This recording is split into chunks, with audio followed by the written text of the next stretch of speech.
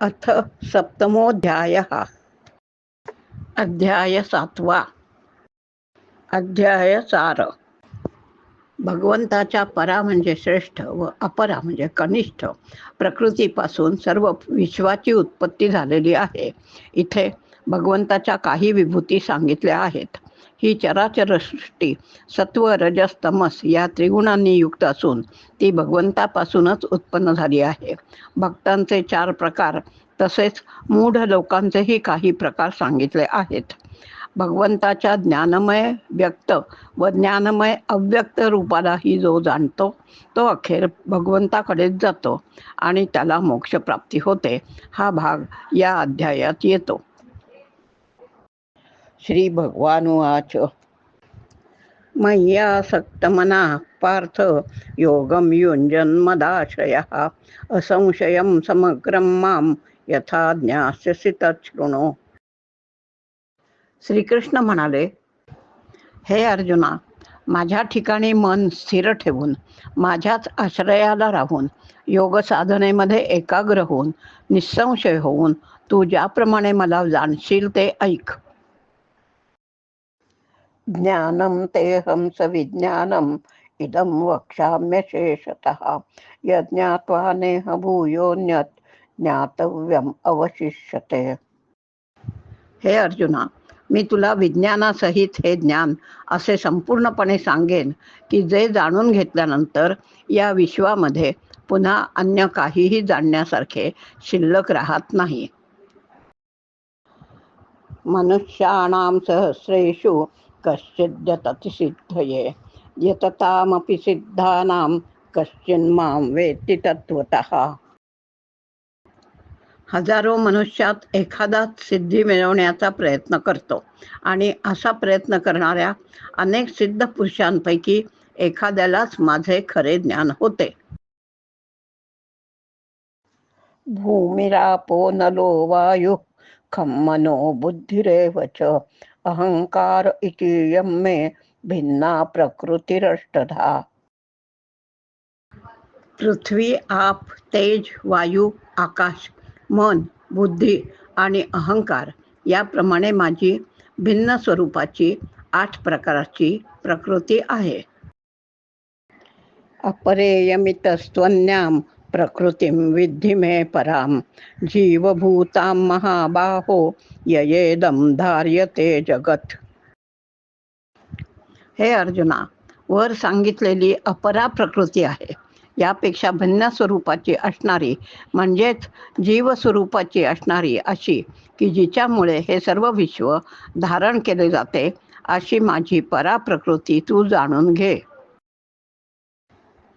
एतद्योनीनि भूतानि सर्वाणीत्युपधारय अहं कृत्स्नस्य जगतः प्रभवः प्रलयस्तथा. हे अर्जुना, तू असे समज की सर्व भूत मात्र या 2 प्रकृतींपासूनच उत्पन्न झालेले आहेत आणि मी सर्व जगाची उत्पत्ती व प्रलय आहे, अर्थात सर्व जगाचे मूळ कारण आहे.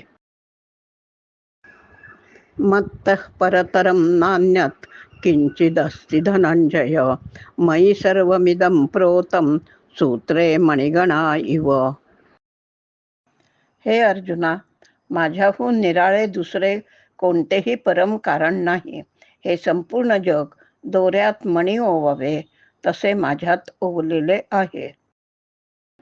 रसोऽहमप्सु कौन्तेय प्रभास्मि शशिसूर्ययोः प्रणवः सर्ववेदेषु शब्दः खे पौरुषं नृषु. हे अर्जुना, पाण्यामधील रस मी आहे. रस म्हणजे पाण्यामधले तत्व. चंद्र सूर्यांमधील प्रकाश मी आहे. सर्व वेदांमधील प्रणव म्हणजे ओंकार मी आहे. आकाशातला ध्वनी, शब्द आणि पुरुषांमधील पौरुष मी आहे. पुण्यो गंधः पृथिव्यां च तेजश्चास्मि विभावसौ जीवनं सर्वभूतेषु तपश्चास्मि तपस्विषु. पृथ्वीवरील पवित्र गंध मी आहे. अग्नीमधील तेज, सर्व भूतमात्रांमधील जीवन आणि तपस्व्यांच्या मधील तपस मीच आहे. बीजं मां सर्वभूतानां विद्धि पार्थ सनातनं बुद्धिर्बुद्धिमतामस्मि तेजस्तेजस्विनामहम्. हे अर्जुना, सर्व भूतमात्रांचे सनातन मूळ बीज मीच आहे हे तू जाण. तसेच बुद्धिमान पुरुषांमधील बुद्धी आणि तेजस्वी पुरुषांमधील तेज मी आहे.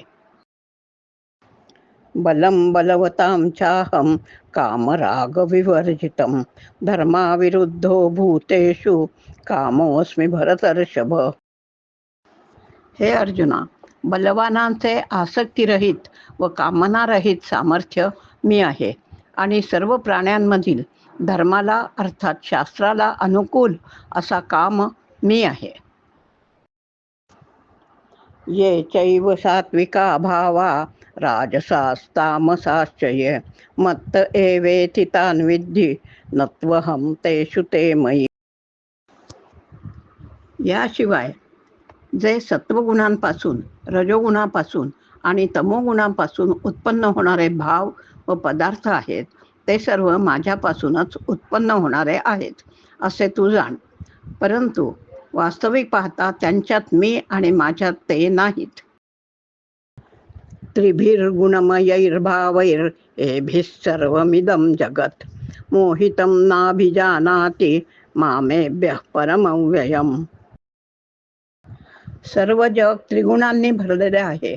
त्यामुळे मोहित होऊन जगातील सर्व माणसे त्रिगुणांच्या पलीकडे असलेल्या अविनाशी अशा मला जाणत नाहीत. दैवी येषा गुणमयी मम माया दुरत्यया मामेव ये प्रपद्यन्ते मायामेतां तरन्ति ते. हे अर्जुना, माझी त्रिगुणात्मक दैवी माया पार करणे अत्यंत कठीण आहे. या जे जीव मला म्हणजे परमेश्वराला शरण येतात ते या मायेला पार करतात.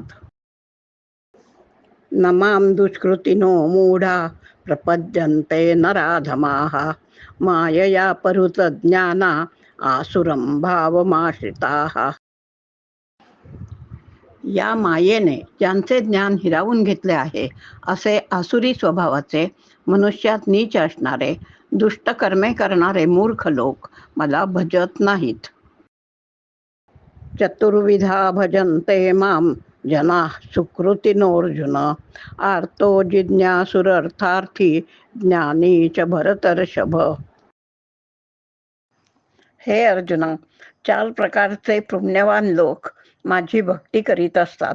आर्त म्हणजे रोगाने पिडलेले, जिज्ञासू म्हणजे ज्ञान प्राप्त करून घेण्याची इच्छा बाळगणारे, अर्थार्थी म्हणजे द्रव्याधिक कामवासना मनात ठेवणारे आणि ज्ञानी म्हणजे जे परमेश्वराचे ज्ञान होऊन कृतार्थ झाल्यामुळे पुढे काही मिळवायचे नसले तरी निष्काम बुद्धीने भक्ती करणारे, असे 4 प्रकारचे भक्त मला भजतात.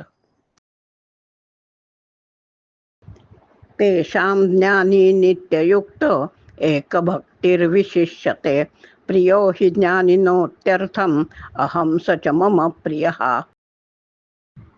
त्यापैकी नेहमी माझ्या ठिकाणी ऐक्यभावाने स्थित असलेला, अनन्य प्रेमभक्ती असलेला ज्ञानी भक्त अतिउत्तम होय. कारण मला तत्वतः जाणणाऱ्या ज्ञानी माणसाला मी अत्यंत प्रिय आहे आणि तो ज्ञानी मला अत्यंत प्रिय आहे. उदारा सर्व एवैते ज्ञानी त्वात्मैव मे मतम् व आस्थितः स हि युक्तात्मा मामेवानुत्तमां गतिम्. हे सर्वच उत्तम आहेत, परंतु ज्ञानी तर साक्षात माझे स्वरूपच आहे असे माझे मत आहे. कारण माझ्या ठिकाणी मन बुद्धी असणारा तो ज्ञानी भक्त अतिउत्तम गतिस्वरूप अशा माझ्यामध्ये चांगल्या प्रकारे स्थित असतो. बहूनां जन्मनामन्ते ज्ञानवान् मां प्रपद्यते वासुदेवः सर्वमिति स महात्मा सुदुर्लभः. अनेक जन्मानंतर जे काही आहे ते वासुदेव आहे असे अनुभवास येऊन ज्ञानी भक्त मला येऊन पोचतो असा महात्मा अत्यंत दुर्मिळ होय.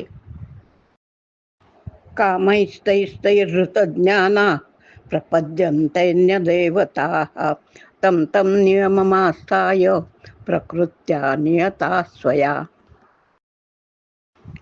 त्या त्या भोगांच्या इच्छेने ज्यांचे ज्ञान हिरावून घेतले आहे असे लोक आपापल्या स्वभावानुसार प्रेरित होऊन निरनिराळे नियम पाळून इतर देवतांची पूजा करतात.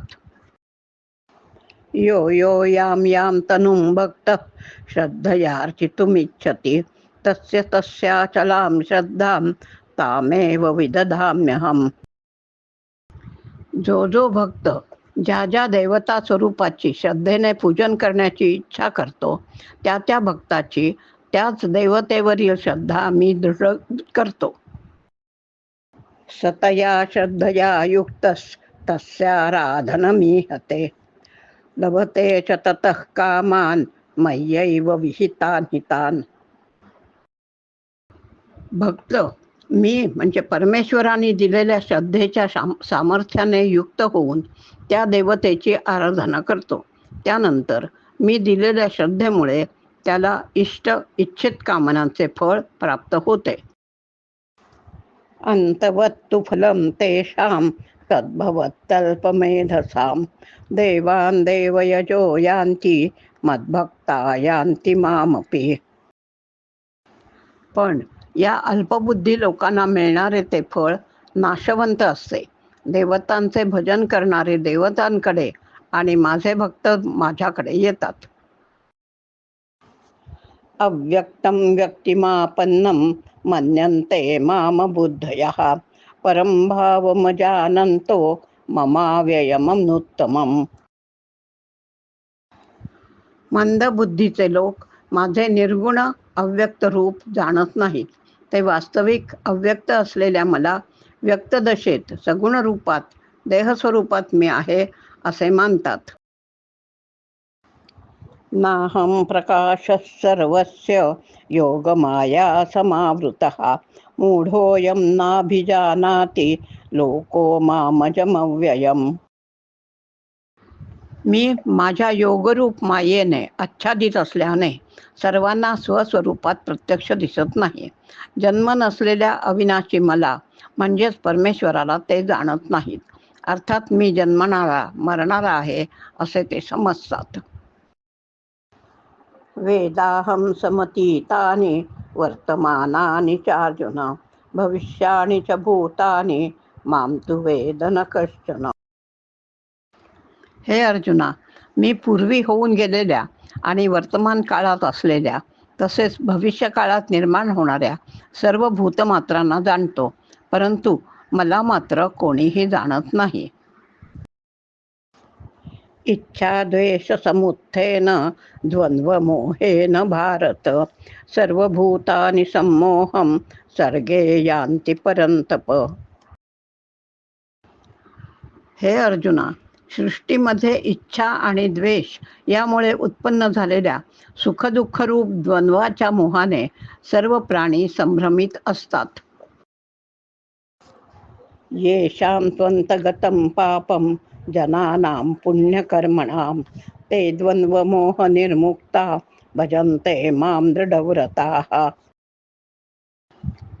ज्या पुण्यशील पुरुषांच्या पापांचा क्षय झालेला आहे ते या द्वंद्वाच्या मोहातून मुक्त होऊन दृढनिश्चयाने माझी भक्ती करतात. जरा मरण मोक्षाय मामाश्रित्य यतन्ति ये ते ब्रह्म तद्विदुः कृत्स्नम् अध्यात्मं कर्म चाखिलम्. वृद्धावस्था आणि मृत्यू यापासून मुक्त होण्यासाठी माझा म्हणजेच परमेश्वराचा आश्रय घेऊन जे साधक प्रयत्न करतात ते मला जाणतात. त्याचप्रमाणे ते अध्यात्म व कर्म यांचे स्वरूपही जाणतात.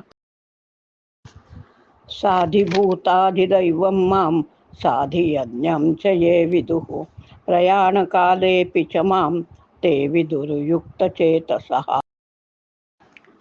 जे अधिभूत अधिदैवत तसेच अधियज्ञासहित माझे स्वरूप जाणतात ते मृत्यूच्या समयी सुद्धा माझ्याकडेच येतात.